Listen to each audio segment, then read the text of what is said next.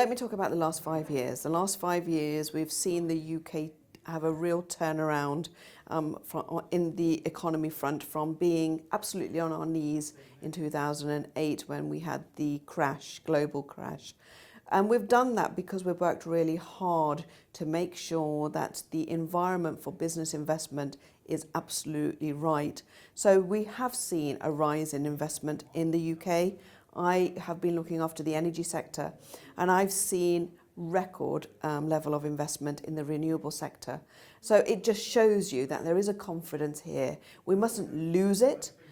We must make sure that political parties, politicians understand that key messages around taxation, around business environment, do not just have ramifications for this country only, but it goes out globally. And we need to make sure that the job growth that we've had over the last 5 years, 1,000 jobs a day, you know, we've got many more people now in employment. That is a good sign of a growing economy.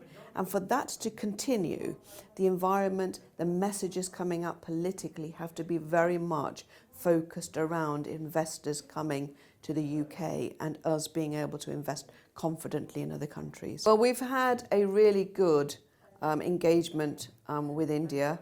Prime Minister Cameron was the first Western Prime Minister head of state to congratulate Prime Minister Modi when he won the election with an outstanding mandate from the Indian population. We've done 2 enormously large business delegations with the Prime Minister to India. Many of us ministers have done several delegations there, and what we've found is there's a real appetite from India to engage with British businesses. They are very keen to make sure that investment in their key sectors is partnered with business from Britain. And we have the advantage of also being quite ahead on the skills agenda in the UK, which they're very keen to also engage with us on.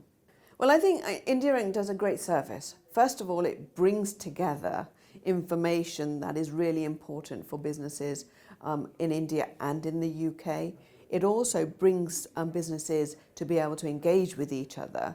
And it is able to give the information that if you want to, as an investor, go to India, the starting point is available from your organisation.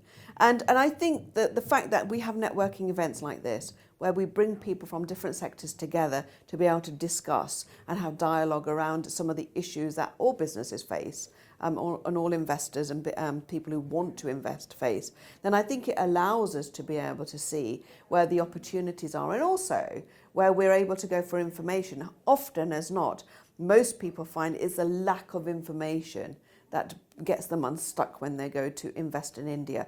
And India, in my mind, and I've been now going for a number of years, has recognised that they have difficulties. But Prime Minister Modi has been absolutely clear that there must be one window. In that window, there must be all the things that a business needs to be able to set up must be done within an appropriately short time period. But my ask to all businesses going to invest is they need to be able to do their homework first.